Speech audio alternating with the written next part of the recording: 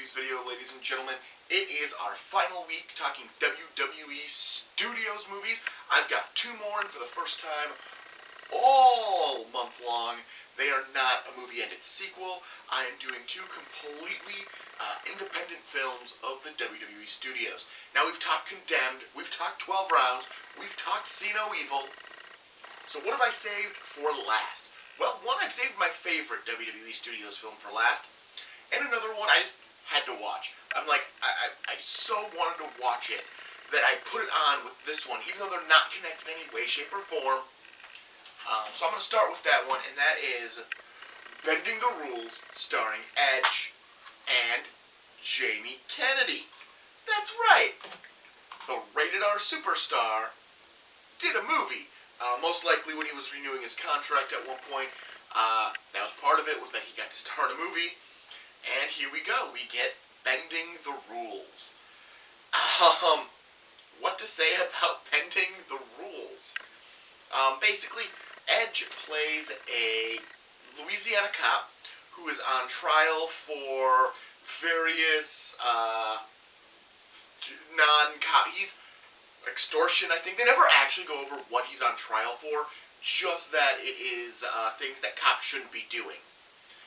You're also given the idea that he's not a bad cop. He stops a guy who's being chased. He knows him as a criminal, and he stops him. He's carrying a newspaper, and the newspaper seems to be important. So Edge takes him to the police station, where Jennifer Espirito, probably the only other actor of any significant stature in this movie, takes him into a holding cell, and because Edge has to get to court, and he still has the newspaper, and he's looking through the newspaper as, you know, the court's going on, because he's not that interested in what is happening. Jamie Kennedy plays the assistant district attorney who is prosecuting Edge, and this is a buddy cop film when it boils it down. So we have a cop who's technically on administrative leave, and the DA, assistant DA, who's prosecuting him. Hilarity will ensue! No, it won't. It really won't. Jamie Kennedy is going through troubles as his wife is leaving him. He has only one mode of transportation, and that is a car he built with his father, which is very valuable, that, you know, he keeps great care of, and all of that. Yet he finds out that the car is stolen, which is what brings Edge into it, as he finds out that the newspaper has words circled in it, letters that spell out license plate numbers, including Jamie Kennedy's. Who would have thought? I'm really, I just watched this movie, and I'm trying to, piece it all together in my head. So Jamie Kennedy teams up with Edge to go find his car. It's also Jamie Kennedy's birthday, or the day after his birthday. It's very inconsistent on if it is his birthday, or if it is the day after his birthday. Very inconsistent. They eventually find out that the plot isn't so much to steal cars. The list is a hit list for a person Jamie Kennedy put on death row, hence why his car was on it. Basically, it was just a way of telling the hitman who to get, and that's where the guy who got arrested in the beginning of the movie was taking the newspaper was to the hitter, so we can identify the hitter. And it gets stupid and complicated because it's this procedural film of them looking into it, and then eventually you find out this random Scooby-Doo ending here. This random character who is in, one scene earlier in the movie turns out to be the death row guy's daughter, and she's the one that's been orchestrating all of it. Except the hitman, who shows up after that reveal, then the hitman shows up, and it's never really made clear, why the hitman is still trying to kill, they're dead. They kill the daughter, and the hitman shows up, and you find out the car was stolen by Jamie Kennedy's dad. It's nonsense. It was a bad script. The movie's not horrible. Edge is good in it. Jamie Kennedy looks like he's phoning it in. He really does. He does not look like, he's enjoying what he's doing. He's just there doing it. But Edge is pretty good in it. Jennifer Espirito is good, but she generally is. Overall, Bending the Rules, not a great movie. If you're going to watch a WWE Studios film, if you really want to watch a movie with Edge in it, and you don't feel like watching Highlander Endgame for that one scene, then I guess bending the rules is your only option. So I was just one I was interested in because I always see it sitting in places, and I've never heard anything about it, never heard anything good about it, bad about it, so I decided I'd watch it and review it for you guys. It's bad. Overall it's pretty bad. And that brings me to the last movie I'm going to review, and really the movie that started me wanting to do WWE Studios films, because it's definitely one I was surprised they produced, and that is The Resurrection of Gavin Stone. This one features Shawn Michaels, the Heartbreak Kid, in a supporting role. So this is also the first film we're doing where the wrestler isn't the star. He is not the main character. He is not Gavin Stone. He is a supporting character. I actually saw this one in theaters. This might be the only WWE Studios film I paid to see in theaters when it came out. Basically, Gavin Stone is a former child star who took up drugs and partying and is arrested. He's told he can either go to jail or do community service. He chooses community service, which will be done helping out inside of a church. It's one of those mega churches. It is almost Easter, and he finds out that the church is producing a play about the life and death of Jesus, and he wants to audition because he is an actor, and he wants to play Jesus. The pastor's daughter is the one directing it.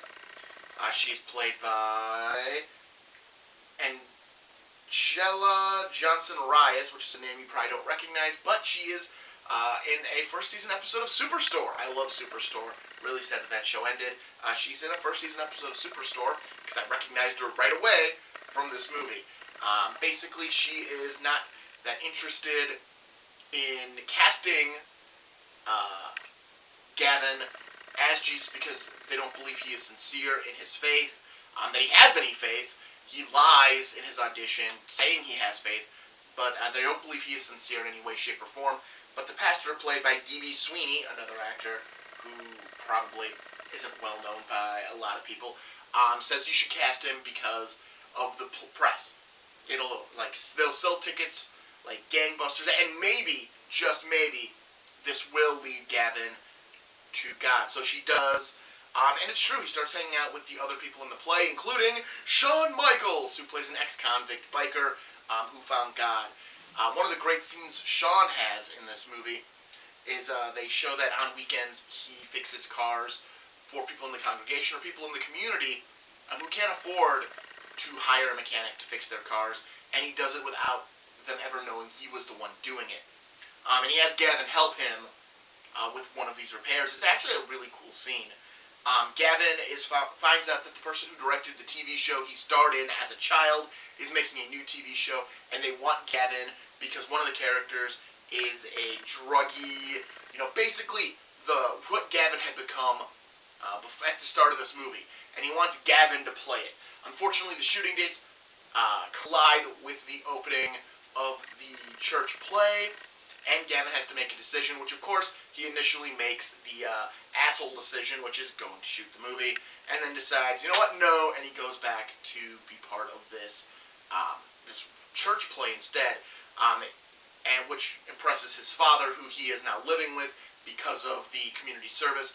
His father is played by one of the only other actors in this movie who you recognize, and my brain just completely forgot Neil Flynn's name. But Neil Flynn, of course, scrubs the middle. Neil Flynn is one of the bigger names of this movie. I think Shawn Michaels is as well. A lot of people know who he is, even if they never watched wrestling. Anyways, it's a great movie. I really enjoyed it, and I still enjoy watching it. Just because it is one of those heartwarming stories. It's a Christian film, and I'm not gonna say it's a good Christian film. Like, it really does show a good growth in the character of Gavin and his relationships with these people in his church. I really like it. If you've never sat down with The Resurrection of Gavin Stone, do so. It is a great movie. This is my favorite WWE Studios film. And I know it's weird, but they've started to produce a lot of movies where the wrestler is a secondary character or an antagonistic character instead of just protagonists.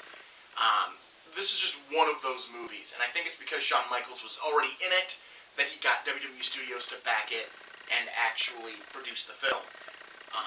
Again, if you've never seen it, get a copy of it. Check it out. It is definitely worth your time. The Resurrection of Gavin Stone is a highly recommended film.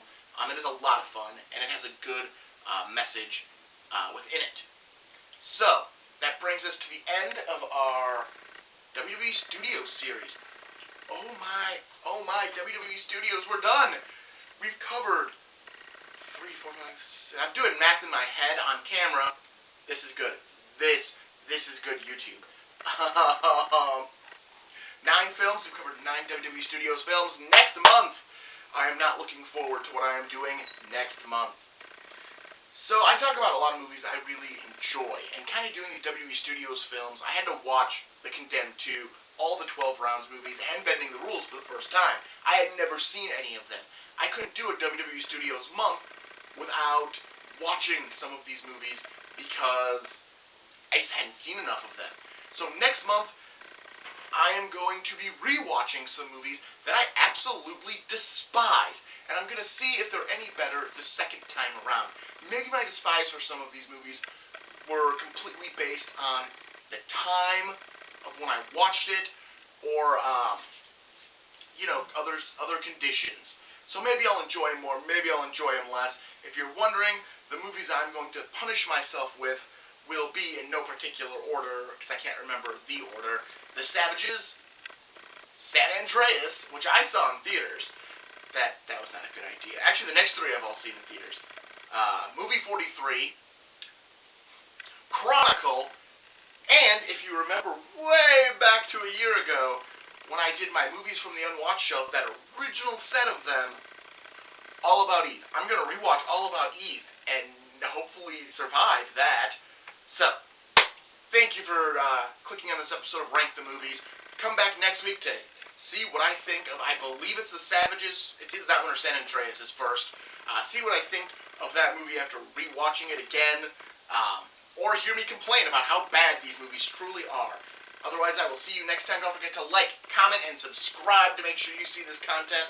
I am Martin Prevost. This is Rank the Movies. Have a great day. I will see you later.